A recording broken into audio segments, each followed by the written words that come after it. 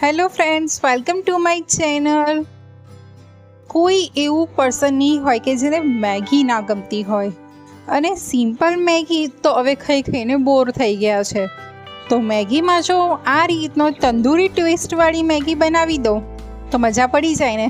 તો યસ, આજની રેસીપી છે તંદૂરી મેગીની. તો આ રેસીપીમાં એન્ડ સુધી જોડાઈ રહેજો. તમને ગમે તો લાઈક કરજો, શેર કરજો, ચેનલ સબસ્ક્રાઈબ કરજો. Happy cooking, enjoy cooking. તો ચલો આપણે રેસીપીની શરૂઆત કરીએ.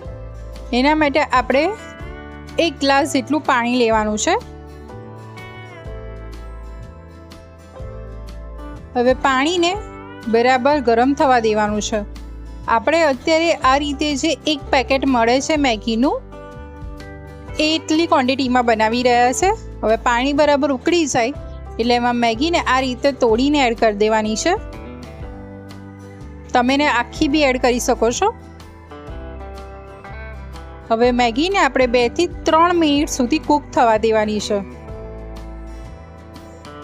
અને બધા જે રેસા છે એ છૂટા થઈ જાય ત્યાં સુધી આપણે એને કૂક થવા દઈશું. હવે એમાં આપણે જે આ મેગી મસાલાનું પેકેટ આવે છે એમાંથી અડધી ચમચી જેટલો મસાલો અત્યારે એડ કરવાનો છે. અને મસાલો અને મેગીને બરાબર મિક્સ કરી લઈશું.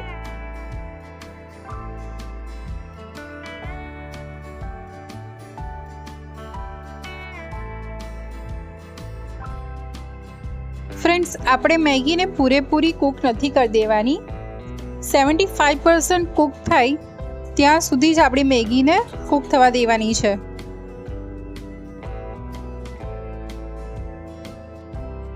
ફ્રેન્ડ્સ, આપણી આ 75% જેટલી મેગી કૂક થઈ ગઈ છે. હવે એને ફ્લેમ ઓફ કરીને ઠંડી થવા દઈશું અને આટલા પાણીની ક્વોન્ટિટી એમાં રહેવા દઈશું. હવે એને સાઈડ કરી અને એક પેનમાં 1 ચમચી બટર લઈ લઈશું. બટર સરસ ગરમ થઈ જાય એટલે સમારેલું લસણ એડ કરવાનું છે 1 ચમચી જેટલું. લસણ અને બટરને સરસ સાંતળી લેવાનું છે. લસણને બટરમાં સાંતળવાથી મેગીની ફ્લેવર બહુ જ સરસ આવે છે. હવે આપણે એમાં ઝીણી સમારેલી હાફ બોલ ડુંગળી એડ કરવાની છે. એને બી બટરમાં સરસ શેકી લેવાની છે. ડુંગળી આપણી લાઇટ પિંક કલર થાય ત્યાં સુધી એને સાંતળવાની છે. જો તમારું બટર બંધ થઈ જતું હોય તો તમે 1 ચમચી જેટલું ઘી કાં તો તેલ બટર જોડે એડ કરી શકો છો. હવે ડુંગળી સતળાઈ છે એટલે યલો બેલ પેપર 1 ચમચી જેટલા અને 2 ચમચી ગ્રીન બેલ પેપર એડ કરવાના છે. 3 ચમચી જેટલી મકાઈ એડ કરવાની છે. અને આ બધા વેજીસને 3 થી 4 મિનિટ સુધી કૂક કરવાના છે.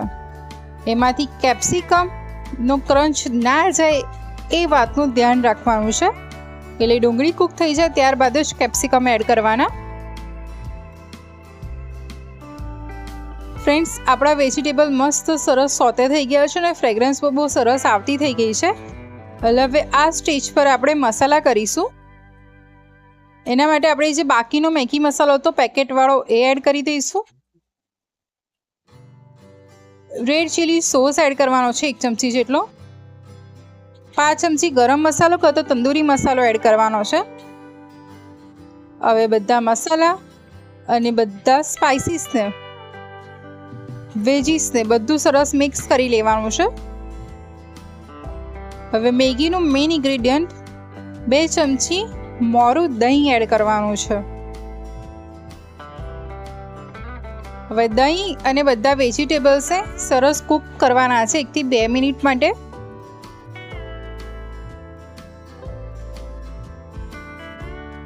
હવે ફ્રેન્ડ્સ, એમાં મસાલા કરી દઈએ.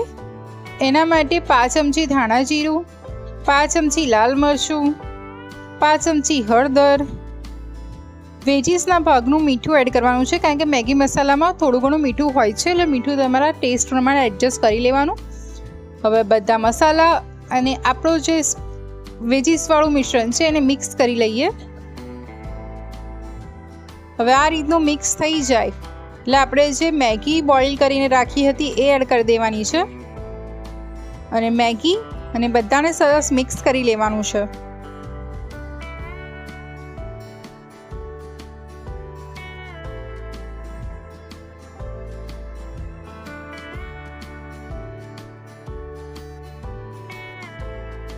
આ રીતે બધું સરસ મિક્સ કરી લેવાનું.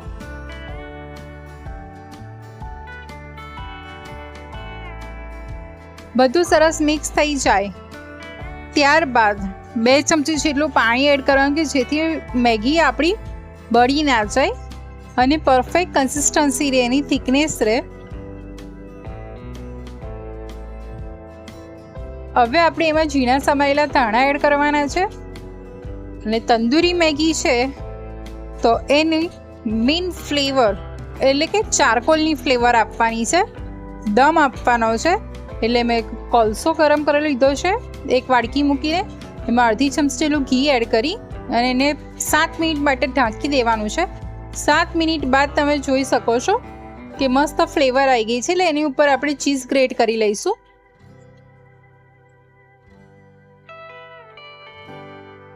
ચીઝ ગ્રેટ કર્યા પછી ફરી ફ્લેમ ઓફ કરીને 2 મિનિટ આપણે ઢાંકી દેવાનું છે જેથી ચીઝ પ્રોપર મેલ્ટ થઈ જાય. 2 મિનિટ બાદ તમે યમ્મી એવી તંદૂરી મેગી રેડી થઈ ગઈ છે. તો આ મેગીની નવી રેસીપી જરૂરથી ટ્રાય કરજો અને કેવી લાગી મને કોમેન્ટમાં જણાવજો. આવી બીજી ટેસ્ટી રેસીપી સાથે ફરી મળીશ. આવજો. જય શ્રી કૃષ્ણ.